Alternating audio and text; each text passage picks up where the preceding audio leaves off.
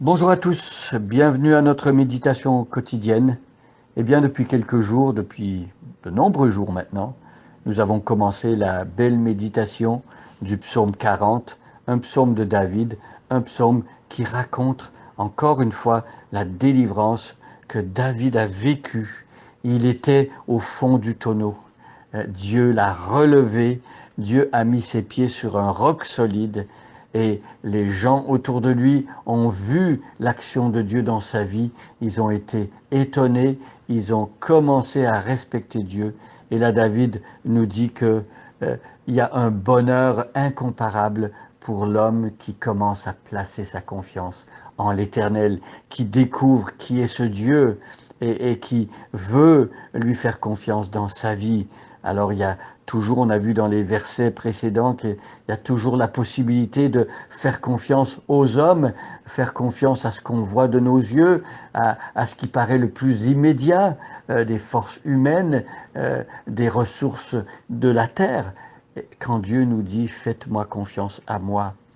Et on avait vu dans les versets 6 et 7 que Dieu a accompli de grandes œuvres pour son peuple et qu'il est bon de reconnaître ces œuvres-là. Et maintenant, nous lisons les versets 1 à 7 et nous allons nous arrêter au verset 7 aujourd'hui. Alors, je lis au chef des chœurs, psaume de David. J'ai mis tout mon espoir en l'Éternel, il s'est penché vers moi, il a prêté l'oreille à ma supplication, il m'a fait remonter du puits de destruction et du fond de la boue, il m'a remis debout, les pieds sur un rocher, il a affermi mes pas, il a mis dans ma bouche un cantique nouveau et la louange pour notre Dieu. Quand ils verront ce qu'il a fait, ils seront nombreux à le craindre et à mettre leur confiance en l'Éternel. Bienheureux l'homme qui fait confiance à l'Éternel et ne se tourne pas vers les gens orgueilleux et enclins au mensonge. Ô Éternel mon Dieu, toi tu as accompli tant d'œuvres merveilleuses et combien de projets tu as formés pour nous. Nul n'est semblable à toi. Je voudrais publier, redire tes merveilles, mais leur nombre est trop grand. Et aujourd'hui, nous nous arrêtons sur le verset 7. Tu n'as voulu ni offrande, ni sacrifice. Tu m'as ouvert l'oreille, car tu m'as demandé ni holocauste, ni sacrifice pour le péché. Alors ici, c'est un verset qui peut nous paraître un peu mystérieux. Alors, est-ce de David qu'il est question ici? Est-ce de lui qu'il est question lorsque tout à coup on nous présente un personnage qui a parlé à Dieu et ce personnage a compris que Dieu ne voulait de sa part ni offrande ni sacrifice, mais il voulait que cette personne ait les oreilles ouvertes. Dieu ne voulait pas qu'on lui présente des holocaustes ou des sacrifices pour le péché. Alors de qui s'agit-il? Très intéressant ici. Alors, il faut savoir que le psaume 40 a une portée messianique. Donc, qu'est-ce qu'on veut dire par là? On veut dire que dans l'Ancien Testament, en particulier dans les psaumes, il y a plusieurs de ces psaumes qui nous parlent d'un élu de Dieu, d'un roi envoyé par Dieu, de loin celui qui aura reçu l'onction de l'Éternel pour accomplir le projet de Dieu pour les hommes et en particulier pour son peuple. Et donc, il est question de ce personnage, le Messie à venir, qui est prophétisé ici. Et ce Messie, Dieu lui a fait comprendre qu'il n'allait pas demander de ce Messie-là d'offrir des bœufs, des taureaux et des sacrifices comme le peuple de Dieu était appelé à offrir au temple de Jérusalem pour l'expiation des péchés.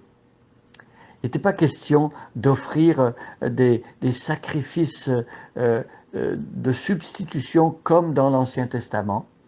Il y a quelque chose de nouveau qu'ici David a en vue et que David veut faire comprendre. Il est sous l'inspiration de Dieu.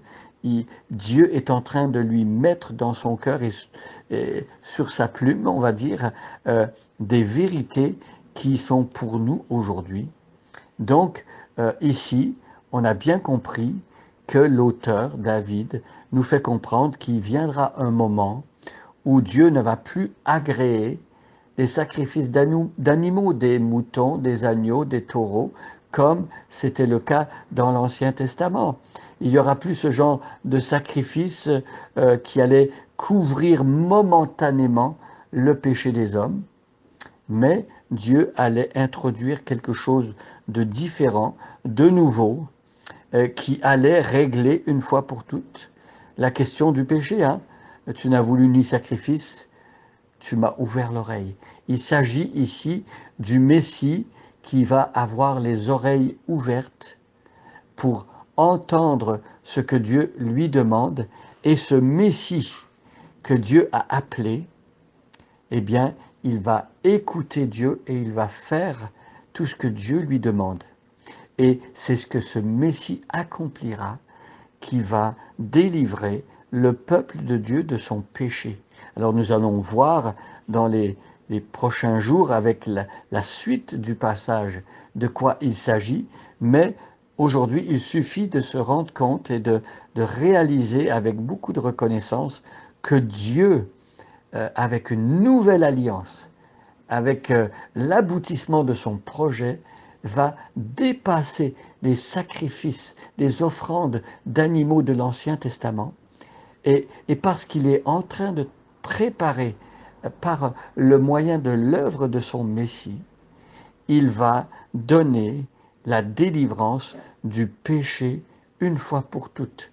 Le péché, la désobéissance à Dieu, ce qui fait que dans le cœur humain, il y a une nature qui est portée à se rebeller contre Dieu, eh bien cette situation, cette condition va être changée radicalement par l'œuvre du Messie qui va écouter Dieu.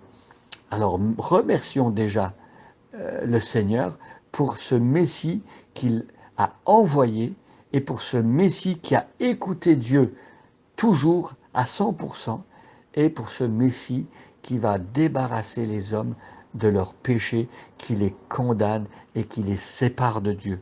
Merci Seigneur pour ce Messie que tu as envoyé, et merci Seigneur parce que tu lui as ouvert les oreilles pour qu'il écoute et qu'il obéisse, et merci parce que son œuvre nous délivre du péché.